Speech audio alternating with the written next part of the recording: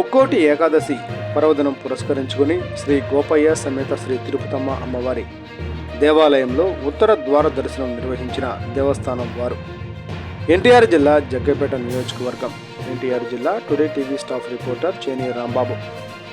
పెనుగంచిప్రోలు గ్రామంలోని ఈ రోజున ముక్కోటి ఏకాదశి సందర్భంగా ఉత్తర ద్వార దర్శనం ఉదయం 5 గంటలకే ప్రారంభించారు.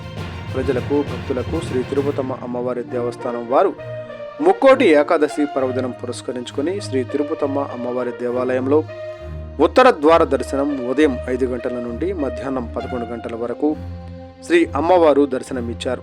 భక్తులు, దీక్షస్వాములు భారీగా దర్శనం చేసుకున్నారు. వచ్చిన భక్తులందరికీ తీర్థ ప్రసాదములు అందచేయటం జరిగింది. డిప్యూటీ కమిషనర్ కార్యనిర్వహణ అధికారి మహేశ్వర్ రెడ్డి తెలియపరిచారు. అనంతరం గ్రామంలో గోపయ్య సమేత తిరుపతమ్మ అమ్మవారి ముక్కోటి ఏకాదశి సందర్భంగా గ్రామంలో గొప్ప ఊరేగింపుతో అమ్మవారి గ్రామ ప్రజలకు దర్శనమిచ్చారు.